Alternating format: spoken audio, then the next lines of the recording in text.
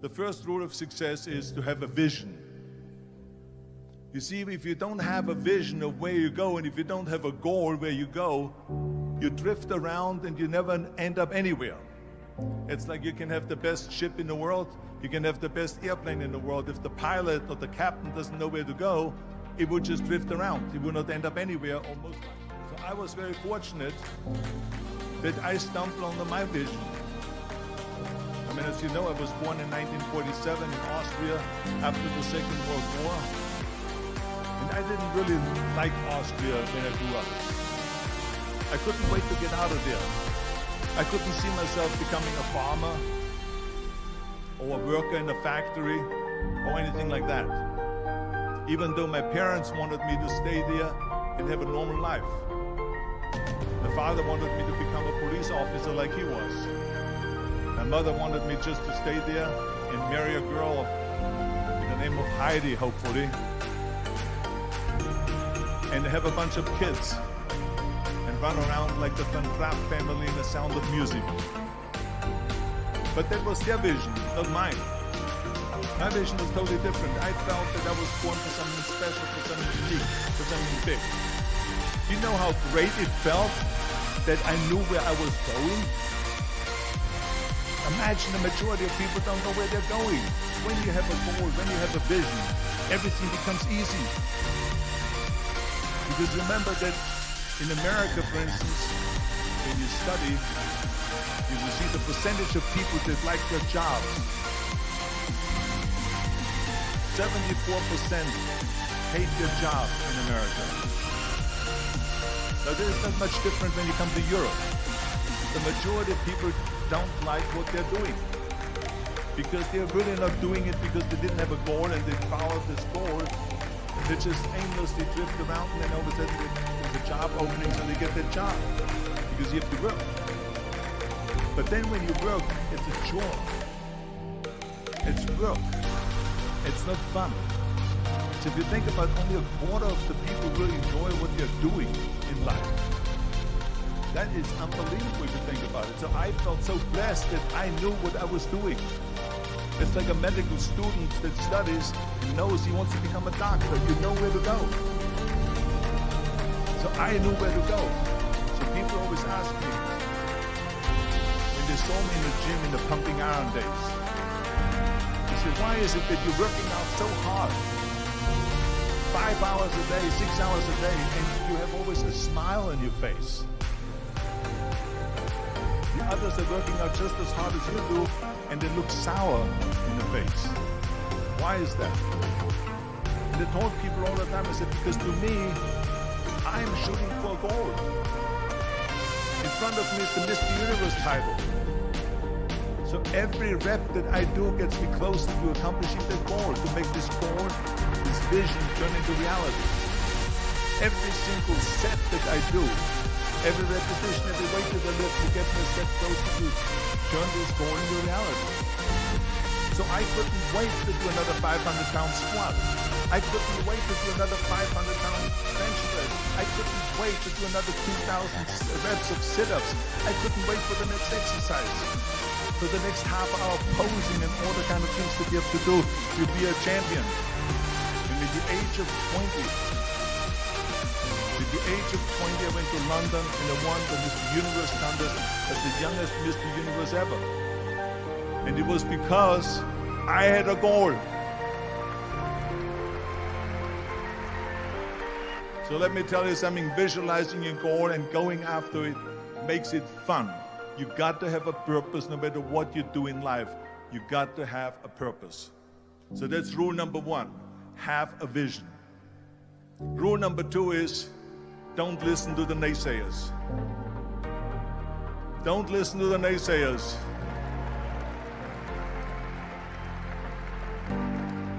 Everything I ever did, the thing that I heard out of people's mouth was, that's impossible.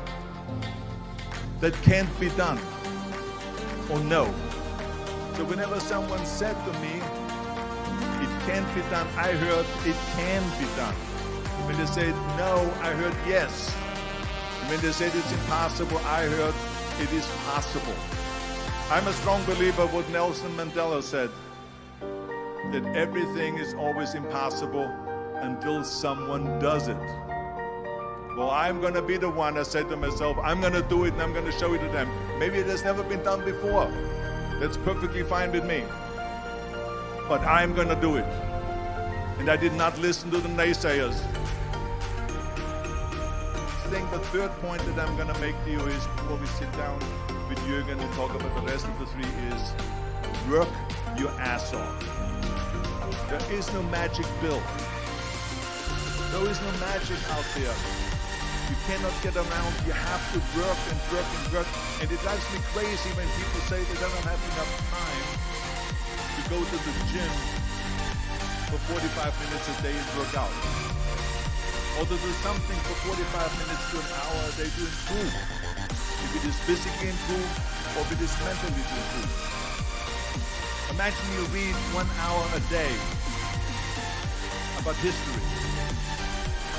How much you will learn after 365 hours in 1 year. Think about if you study about the history of musicians, of composers, how much you would know. Imagine if you would work on the business, in some business that you would develop every day for an hour. Imagine how further along you will go and get. So it drives me nuts because we have, when people say we don't have the time, we have 24 hours a day. We sleep 6 hours a day, so it gives you still 18 hours. And there's someone shaking their head out here in front to say probably, I don't sleep 6 hours, I sleep 8 hours, right? Or just sleep faster.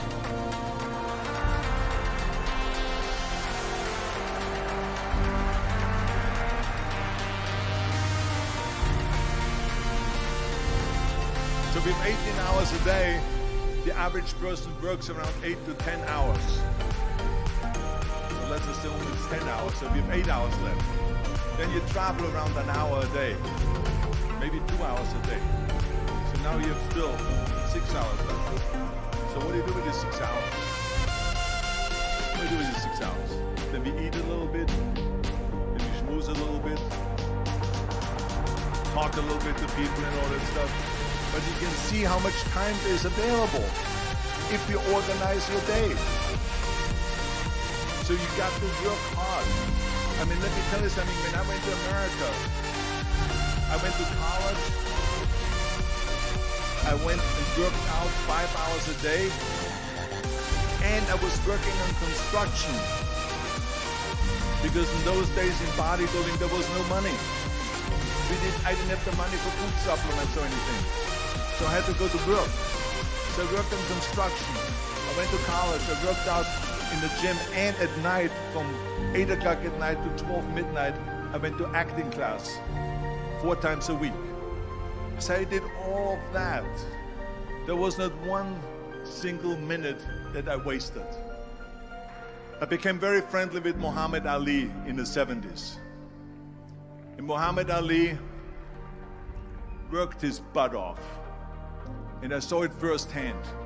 And I remember that there was a sports writer that was there in the gym when he was working out and he was doing sit-ups. And they asked him, how many sit-ups do you do? And he said, I don't start counting until it hurts. Now think about that. He doesn't start counting his sit-ups until he feels pain. That's when he starts counting. That is working hard. And so you can't get around the hard work. It doesn't matter who it is. As a matter of fact, I believe what Ted Turner said. Work like hell and advertise.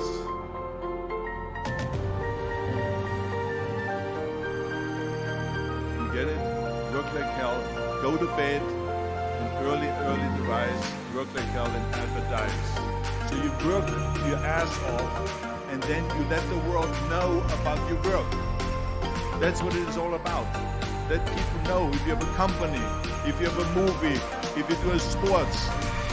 Work your ass off, but then advertise and let everyone know. I hate Plan B. And I tell you why. Because We have so many doubters, as I said earlier, that you can know things. You have so many of those people that say no and you can't do it, it's impossible. That is okay because we just turn off, as I said earlier, and we listen and we hear the no being yes, you can't do it, you can't do it, and all that. So that is possible to do that amongst all the negative people around you. But when you start doubting yourself, that's very dangerous. Because now what you're basically saying is that if my plan doesn't work, I have a fallback plan, I have a plan B. And that means that you start thinking about plan B, and every thought that you put into plan B, you're taking away now that thought and that energy from plan A.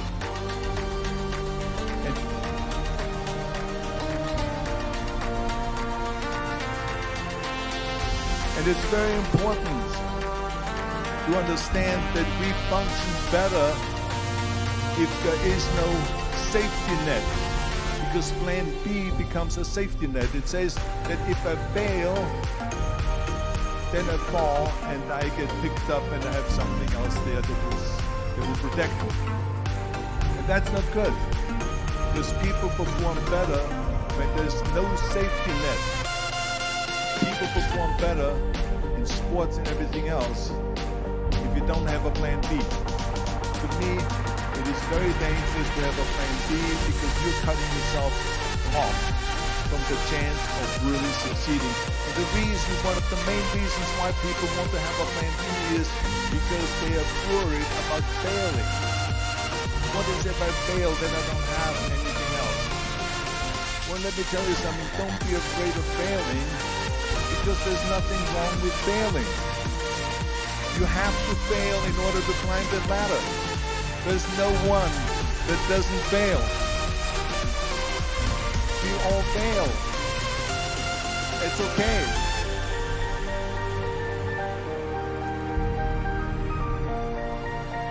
What is not okay is that when you fail, you stay down. Whoever stays down is a loser.